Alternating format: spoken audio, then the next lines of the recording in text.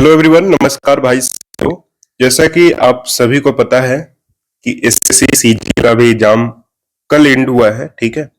और एसएससी अभी बहुत ज्यादा एक्टिव है नोटिस देने के मामले में। तो इसी कड़ी में एसएससी ने 3 नोटिस निकाले हैं। तो तीनों के बारे में बात करेंगे, क्या क्या किस किस बारे में है, ठीक है। तीनों जानना आपके लिए बहुत जरूरी है, वीडियो अंत तक देख लीजिएगा, ठीक है।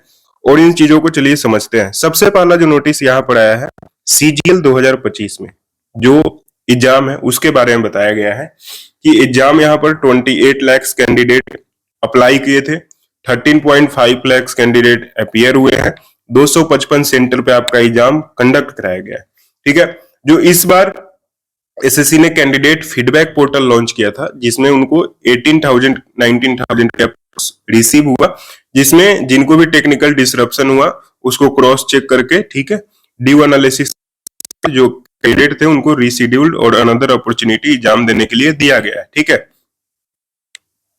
दूसरा बताया गया है कि लैपटॉप बेस्ड जो टेस्टिंग है वो भी सक्सेसफुल रहा है। उसके बाद यहाँ पर बताया गया कि लक्षद्वीप और लेह में भी एग्जाम कराया गया है। बाकी ये सारी चीजें बताई गई है कि एक चीज और, यहाँ पर जो है 255 सेंटर में एग्जाम हुआ, लेकिन एक सेंटर पे छोड़ के अभी एक जो सेंटर है मुंबई में जहां पे फायर इंसिडेंट हुआ था, उसको 14 अक्टूबर को इन्होंने रीशेड्यूल किया है। यानी कि 14 अक्टूबर को आपका री एग्जाम एक शिफ्ट का मात्र होने वाला है, ठीक है। दूसरा, एसएससी ने बता दिया है कि यहाँ पर 15 अक्टूबर तक आपका आंसर किया जाएगा, क्योंकि यहाँ पे लिख रहा है कि challenge for CGL question will commence around 15 October. यानी कि 15 अक्टूबर तक आपको आंसर की मिल जाएगा, आप उसको चैलेंज कर सकते हैं, ठीक है। उसके बाद यहाँ पर इसी उसमें बताया गया है जो नेक्स्ट नोटिस आने वाला है कि सीपीओ और दिल्ली पुलिस ये सारी चीजें वैकेंसी उनकी शुरू हो गई है, और जीडी और का जो है उसका नवंबर में होगा। टायर 1 यहाँ पर सीएचएसएल का बताया जा रहा है कि 4th वीक ऑफ अक्टूबर में होगा, यानी कि बहुत कम समय आपके पास बचा हुआ है, ये आप शुरू कर लीजिए तैयारी। एसआई सीपीओ उसके बाद होगा, फिर जेई होगा, फिर आपका एमटीएस होने वाला है। तो ये नोटिस में ये सारी चीजें आपको बताई गई हैं, इसको आप ध्यान देंगे। दूसरा जो नोटिस आया है दोस्तों, बहुत ज्यादा इंतजार था लोगों को, जिसका ट्विटर कैंपेन भी हुआ और भी लोग इसके बारे में बात कर रहे थे कि सिलेक्शन पोस्ट का जो आंसर की है वो नहीं दिया गया, ठीक है। तो एसएससी ने बड़ी ही बारीकी से ये चीज किया, जैसे ही सीजीएल का एग्जाम एंड हुआ उन्होंने आंसर की जारी कर दिया है, ठीक है। तो सिलेक्शन पोस्ट फेज 13 यहाँ पर आंसर की जारी हो गया है। इसमें कुछ नई चेंजेस देखने को मिली है जो पिछले साल से होता था। यहाँ पर डीम्ड चैलेंज्ड क्वेश्चन जो एसएससी खुद से मान रही है कि ये सारा क्वेश्चन जो है वो चैलेंज किया जा सकता है, उसने सुओ मोटो आइडेंटिफाई करके एसएससी ने उसको कर लिया है, ठीक है। मतलब उसमें आपको चैलेंज करने की जरूरत नहीं है। अच्छा, तो ये होता है कि एसएससी जो अभी के लिए वो एग्जाम लेने से पहले अगर ये चीज भी कर सकती है तो उस समय भी करके उनको कर लेना चाहिए कि जो चैलेंजेबल क्वेश्चन है उसको चेंज कर दे, ठीक है। ये बड़ी छोटी बात है, लेकिन वो है कि इसको आप चैलेंज नहीं कर सकते हैं। एसएससी ने इसको ऑलरेडी चैलेंज्ड मान लिया है और उसको सीओ मोटो जैसे कॉग्निजेंस लेती है कोर्ट्स, वैसे ही इन्होंने भी उसको किया है, ठीक है। दूसरा है जो चैलेंजेबल क्वेश्चन है उसको आप चैलेंज कर सकते हैं। चैलेंज के लिए आपको 26 सितंबर से 30 सितंबर तक शाम के 6 बजे तक आपके पास टाइम है। जो पहले 100 रुपए लगते थे अब आपको 50 रुपए देने होंगे, ठीक है। इसमें एक चीज और नई ऐड हुई है कि आप जो है अब अपना आंसर की बस देख सकते हैं, ठीक है। उसको आप they will not be able to download और take a print out of the same. पहले क्या था, हम लोग उसको डाउनलोड भी कर लेते थे, प्रिंट आउट भी कर लेते थे, बाकी स्कोर वगैरह कैलकुलेट करने के लिए जाकर जस्ट उसमें बहुत सारे जो वेबसाइट्स है उसमें आंसर की का वो क्या होता है यूआरएल डाल देते थे, तो आपका जो भी मार्क्स थे वो दिख जाते थे। अभी वहां पे क्या दिख रहा है कि आप उसको डाउनलोड नहीं कर पाएंगे, ठीक है। और रिस्पॉन्स जो सीट है will not be available after the specified time limit, यानी कुछ समय के बाद वो भी आपके रिस्पॉन्स जो आपने दिया है वो अवेलेबल नहीं होगा, ठीक है। आइए आगे बात कर लेते हैं। आइए आगे यहाँ पर जो है एनेक्स्चर में यहाँ पर बताया गया है कि जो रिस्पॉन्स करना है, यानी कि जो आपको चैलेंज करना है क्वेश्चन, वो कैसे करना है, ठीक है। तो यानी यहाँ पर सबसे पहले आप लॉग इन करेंगे, ठीक है। उसके बाद यहाँ पर आंसर की चैलेंज का एक ऑप्शन आएगा माई एप्लीकेशन में जाके, ठीक है। उसके बाद यहाँ पर जो आपको क्वेश्चन चैलेंज करना है वो इस तरह से इसमें दिया हुआ है, आप उसको फॉलो कर सकते हैं। मैं इसको टेलीग्राम पे अपने डाल दूंगा, ठीक है, लिंक डिस्क्रिप्शन में है इस वीडियो के। टेलीग्राम आप वहां से जाकर चेक कर सकते हैं इस चीजों को, ठीक है। जिनको भी एसएससी सिलेक्शन पोस्ट फेज 13 का आपने अगर एग्जाम दिया है, अगर आपको कोई क्वेश्चन चैलेंज करना है, ठीक है। दूसरी एक और इम्पोर्टेंट यहाँ पर बात कर लेते हैं दोस्तों, टेक्स्ट बुक का ज्ञान रात्रि ऑफर सेल चल रहा है 27 से 30 सितंबर तक, जिसमें मात्र 351 रुपीज में आपको मिल जाएगा टेक्स्ट बुक पास प्रो, ठीक है। उसमें भी अगर आप हमारा कूपन कोड जो PNS10 है वो यूज करेंगे तो आपको 12% का एडिशनल ऑफ मिल जाएगा, ठीक है।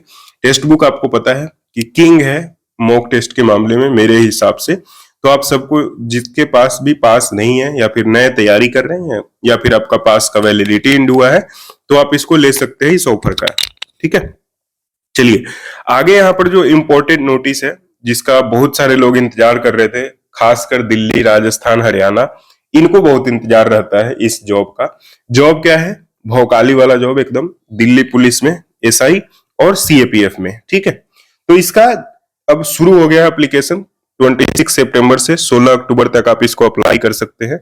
वैसे तो एक वीडियो इसका मैं बना दूंगा स्पेशली सारी चीजें इसमें नोट करके कि इस एग्जाम में कैसे क्या करना है। उसके बाद यहाँ पर देखेंगे कि इसका एग्जाम में भी टाइम आपको बहुत कम है, नवंबर से दिसंबर में हो जाएगा, ठीक है। नवंबर में तो बहुत सारे एग्जाम है, तो मे भी आपको दिसंबर में आपको ये एग्जाम देखने को मिलेगा, ठीक है। दूसरी चीज, ये जो है लेवल 6 का पोस्ट है जो भी है दिल्ली पुलिस का, और ये ग्रुप C में आता है। लेवल 7 के बाद आपका ग्रुप भी आ जाता है। उसके बाद यहाँ पर देखिए दिल्ली पुलिस में जो मेल के कैंडिडेट के लिए वैकेंसी थोड़ी कम है, 142 यहाँ पर है।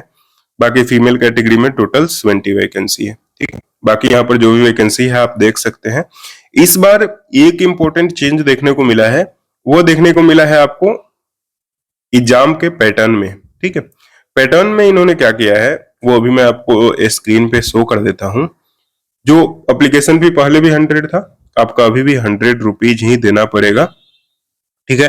एप्लीकेशन फॉर्म आपका फिल करने के लिए ओपन भी हो गया है, तो सभी लोग जितना जल्दी हो आप लोग फॉर्म फिलअप कर लीजिए, ठीक है। यहाँ पर देखिए जो इसमें एग्जाम होता है उसमें सबसे पहले पेपर 1 होता है, ठीक है।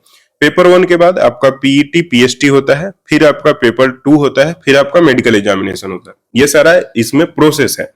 तो जो पेपर 1 में पहले क्वेश्चंस पूछे थे और कोई स्पेसिफाइड टाइमिंग नहीं था कि इस पोर्शन के लिए आपको इतना टाइम मिलेगा, इस पोर्शन के लिए आपको इतना टाइम मिलेगा। लेकिन इस बार क्या कर दिया है कि जो 50-50 क्वेश्चन है सारे का, उसमें 2 आवर्स का टाइम दिया है और 2 आवर्स में भी 30-30 मिनट ईच, यानी कि रीजनिंग में 30 मिनट, जीके में 30 मिनट, इंग्लिश में 30 मिनट और मैथ में भी 30 मिनट। तो यहां पर जीके और इंग्लिश करना 30 मिनट में तो पॉसिबल है। I don't know why they have done this, but GK और इंग्लिश के लिए तो 30 मिनट चाहिए भी नहीं, ठीक है, एटलीस्ट। और मैथ में तो आप, मुझे नहीं लगता कोई 50 क्वेश्चन 30 मिनट में कर पाता है, वो भी जब आप पूरी आपकी अच्छी तैयारी हो जाओ, ओवर ब्रिलियंट हो जाओ, तभी आप करना चाहोगे, ठीक है। तो आप ये समझ सकते हो एक तरह से ये प्री ना होके मेंस ही लिया जा रहा है, ठीक है, क्योंकि इसी में बच्चों को आप छाट दोगे। प्री एग्जाम तो होता है जस्ट कि जो सीरियस कैंडिडेट है वो आपको फाइनल पेपर में जाए, बट यहाँ पर ये करके अच्छा नहीं है, बट इसको जनरल ही रहने देना चाहिए था, क्योंकि वैसे भी ये पेपर 1 का एग्जाम है। दूसरा यहाँ पर पेपर 2 में आप देखोगे इंग्लिश 200 का है, ठीक है। और इसमें भी देखिए एक रेफर किया है 12.8.2। 12.8.2 में क्या इन्होंने बदमाशी किया है आप वो देखिए। 12.8.2, हाँ ये देखिए, उसमें क्या है कि जो पेपर 2 होगा उसको भी 4 पार्ट में डिवाइड कर देंगे और 30-30 मिनट्स देंगे, ठीक है। यानी कि सेक्शनल टाइमिंग आपका सारे क्वेश्चंस में आ गया, जो पेपर 1 है और पेपर 2 है। जैसे इसमें तो आपको 30-30 मिनट्स का गैप मिलेगा ही मिलेगा। इसमें भी जो 200 क्वेश्चन सिर्फ और सिर्फ इंग्लिश के हैं, उसमें मुझे नहीं समझ आता क्यों करना है और कैसे करना है और किस क्राइटेरिया पे करेंगे। क्या एक जगह एक सेक्शन में सिर्फ ग्रामर पूछेंगे, एक सेक्शन में सिर्फ कॉम्प्रिहेंशन स्किल्स पूछेंगे, एक सेक्शन में सिर्फ वो वोकैब पूछेंगे। वो बाद में पता लगेगा जब एग्जाम शुरू होगा तभी।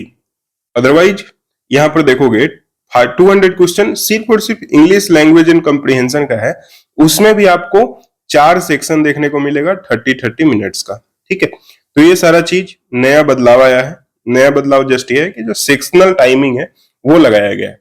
इससे भी घबराने की जरूरत नहीं है, क्योंकि ये होगा तो सभी के लिए होगा, और जो अच्छे बच्चे होते हैं वो एनी हाउ क्लियर कर ही लेते हैं। ठीक है, बकायदा थोड़ा लक अगर ना मारा गया हो। ठीक है, तो चलिए इसका जो सीपीओ का एग्जाम का है उसका एक प्रॉपर नोटिफिकेशन जो आया है, सारा चीज कंसोलिडेट करके मैं एक स्पेशल वीडियो उसके लिए बना दूंगा।